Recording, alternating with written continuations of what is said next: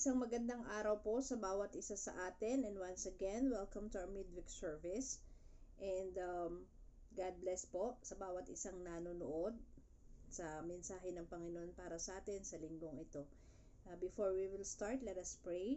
Panginoon, maraming salamat po sa patuloy na ikaw ang siyang kasama namin sa aming buhay. Patuloy, Lord, na yung mga salita ang siyang nagagamit naming mga sandata sa aming mga pang-araw-araw na buhay, Panginoon. And thank you, Lord, for giving us an opportunity or a chance to hear your message, a chance for us to know the deep things of your word. So God, yung mga bagay na nais mong matutunan namin, mga bagay na gusto mong i-remind sa amin, Panginoon, maraming salamat po. And we ask the Holy Spirit to be with us, to help us understand your message to us today. Thank you, Father God. In Jesus' name we pray. Amen. Ang mundo po natin, marami pong ino-offer sa atin. The world has many things or many offers unto us. Dami-daming ino-offer sa atin yung mundo na magbibigay ng kagaanan ng buhay, kaalwanan ng buhay, ng assurance, ng kapayapaan. Diba? May mga ganong offer bumili ka ng magandang bahay na ganito so that you can sleep well, or dapat meron kang ganitong insurance para if in case na magkaroon ka ng karamdaman, less na yung iisipin mo. Diba, ang daming offer na gano'n na binibigay sa atin ng mundo, and aminin man natin o hindi, we grab those opportunities, we grab those offers na binibigay sa atin. But there's one thing na God, si Lord, may in-offer siya sa atin, that God offers something to us. And ito yung para sa akin, this is the best offer that we can, this is the best offer na dapat tinatanggap natin. This is the best offer na dapat nalalaman natin or natututunan natin. So sa araw po na to, pag-uusapan natin yung God's offer. So ang text po natin ngayon, or ang pag-uusapan po natin, is from Jeremiah 33:3, na sabi doon, "Call unto me, and I will answer you great and mighty things that you have not known." So sabi, yun yung offer ng Panginoon. So dito, ang nagsasabi nito, or kung babalikan natin yung Jeremiah 33 verse 1 to 2, makikita natin that it is God Himself who is talking in this verse, na call unto me. So this is what God's offer. God offer Himself. God offer Himself to us. Sabi niya, call unto me, summon me, tawagan niyo ako anytime, anywhere. So the one who is talking on this, gusto niyang i-remind, or gusto niyang, or ma-remind tayo na tawagan niyo ako, I am an all-powerful God. So this is God offers to us. Tawagan niyo ako. So parang ang in-offer ng Panginoon dito is yung sarili niya. Yung sarili niyang, sabi nga doon, yung sarili niyang call center, or yung sarili niyang lifeline, or sarili niyang direct line sa Kanya. So God offer Himself to us. Natawagan natin siya. Isomon natin siya. Yun yung offer ng Panginoon sa atin. But you know what? Sometimes yung respond natin ganito let me check my availability. Di ba parang, ay, maaga ako nakatulog, hindi na ako nakapag-pray. Ay, maaga akong alis, hindi ako makapag-pray. Parang pagdating sa pakikipag-usap natin sa Panginoon, napaka-busy natin. So, let me check my availability. So, yun yung respond natin always O kaya, ang nangyayari pa, saka tayo tumatawag sa Panginoon kapag nandun na tayo dun sa, alam yun, hirap na tayo, yung tipong, suko na Lord, suko na ako, saka lang tayo tumatawag sa Kanya. Tapos sasabihin pa natin, better late than never. Diba? May ganun pa. At least, diba?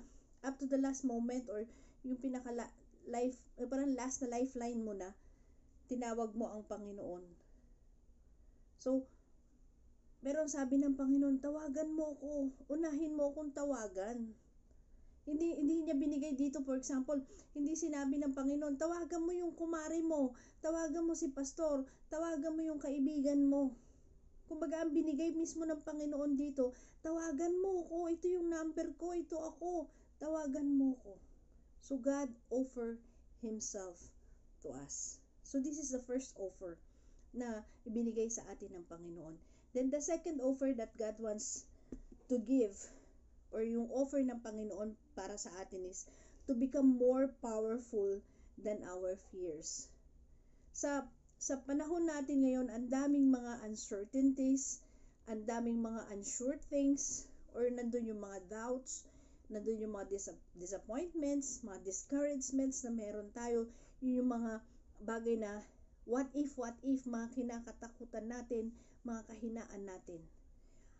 Ang another offer ng Panginoon sa atin is for us to become more powerful than our fears.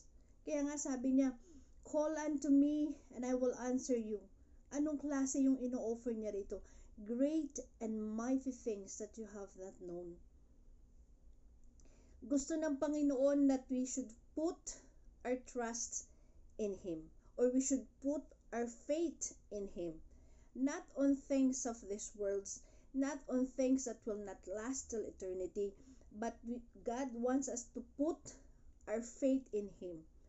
Yung sa Kanya na kung saan He's an everlasting God, an all-powerful God, gusto niya sa Kanya natin ibigay yung faith natin. Sa Kanya, doon natin ituon yung ating faith. Hindi doon sa mga material, hindi doon sa mga perishable things. Kumbaga sa Kanya natin hanapin yung assurance. Sa Kanya natin tingnan yung kung saan nandun yung peacefulness, nandun yung safetyness ng buhay natin. So yun ang gustong mangyari ng Panginoon para yung mga fears natin, mga doubts natin ay mawawala. We will become more powerful. Just like what we heard in our Sunday service. Yung mga naririnig natin sa mga service natin, ino-offer ng Panginoon kasi gusto niya, samahan niya tayo, gabayan niya tayo. 'Di ba? He offers His ways, He offers His plans and even techniques na kakailanganin natin sa buhay natin. Kung paano natin lakaran dapat ng buhay na to, kung ano yung dapat natin gawin. Kaya nga sabi niya, tawagan niyo ako, unahin niyo akong tawagan, kasi alam ko na yan eh. Kasi yung sasabihin ko, hindi mo pa alam. Kasi alam ko, pag hindi ka tumawag sa akin, yung alam mo, hindi pareho sa kung ano yung gusto ko para sa'yo. Kaya gusto ng Panginoon, sabi niya, tawagan mo ako kasi I will tell you great and mighty things that you have not known. Hindi mo pa alam. Gusto kitang turuan pa. Gusto kitang itama pa. Gusto kitang ipolish pa. Ito yung plano ko para sa'yo. Ito yung gusto ko, maging powerful ka. Kesa dyan sa mga kinakatakutan mo, ma-overcome mo ang lahat ng yan.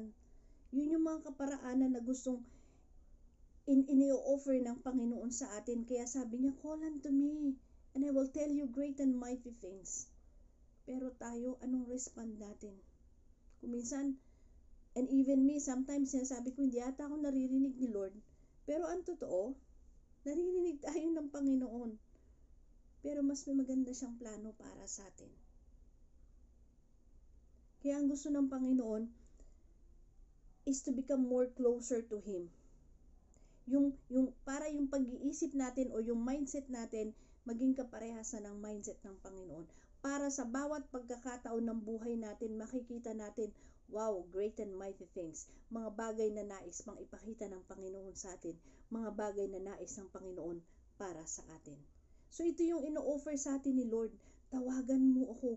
Ako ang una mong tawagan.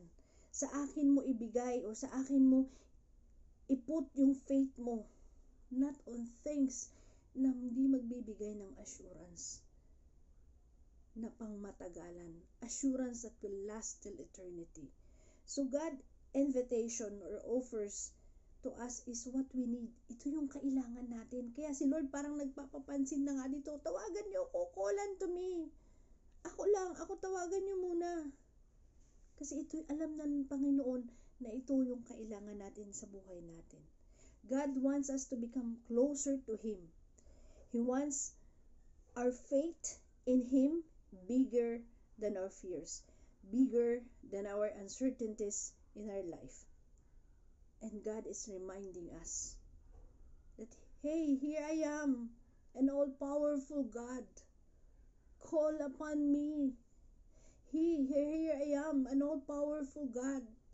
I'm offering myself unto you. Huwag ka nang patumpik-tumpik pa. Huwag mo nang hayaang ma-discourage ka pa. Huwag mo nang hayaang masaktan ka pa. Huwag mo nang hayaang mahirapan ka pa. Kasi ito yung ino-offer ko sa'yo. Ako yung kailangan mo. Kasi ito yung gusto kong ituro pa sa'yo, ang lahat ng ito. Kaya ang gusto ng Panginoon is to call upon Him.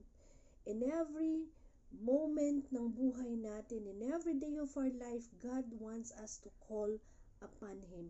God wants us to summon Him. Lord, be with me. Lord, guide me. Lord, lead me. And I will answer you great and mighty things that you have not known.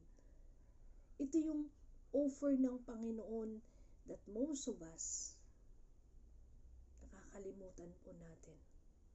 Kasi masyado na tayong na-focus doon sa mga bagay na kung saan with our own understanding, with our own na pag-iisip, akala natin doon natin makikita ang assurance.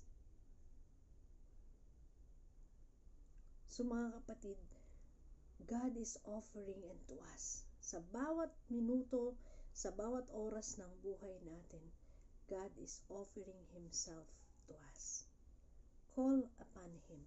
Call upon Him. In every moment, maging kumbaga gamitin natin or maging habit natin talaga that every day or every morning that we wake up, we call upon God. Huwag nating kakalimutan that prayer, kailangan po natin. That we need to develop a prayerful life. We need to have a prayerful life. We need to talk to God because He alone can guide us. Through the Holy Spirit, He alone can lead us.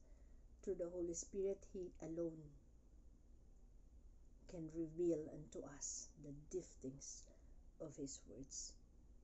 Sa patuloy na pagbabasa natin ng Kanyang mga salita, sa patuloy na paglakad natin sa buhay na binigay niya sa atin, kailangan po nating kausapin ang Panginoon. Kailangan nating tawagan ang Panginoon kasi siya ang nakakaalam. Nasa Kanya ang susi ng lahat. So, this is what God offers to each and every one of us. Huwag nating gawing or wag nating gawin na palagi ang Panginoon ng ating last na lifeline. Dapat siya palagi ang nauuna sa lahat. Father, we just want to thank you for your words to us today. Thank you, Lord, for reminding us na sa iyo namin ibigay ang buong pananampalataya namin, ang faith namin, ang pagtitiwala namin, Panginoon, that even we are in the midst of uncertainties, even we are in the midst of things na parang nahihirapan kami or out of control namin, sa iyo namin ilagak ang lahat ng ito. Sa iyo namin ilapit ang lahat ng ito. Sa iyo namin itatawag ang lahat ng ito, Panginoon, dahil ikaw ang siyang nakakaalam ng lahat ng kasagutan. Dahil ikaw ang siyang lahat-lahat para sa amin. Maraming salamat, Panginoon, for reminding us to put our faith in you. For reminding us, O God, of your offer and to us sa buhay namin. Thank you, Father. In Jesus' name we pray. Amen.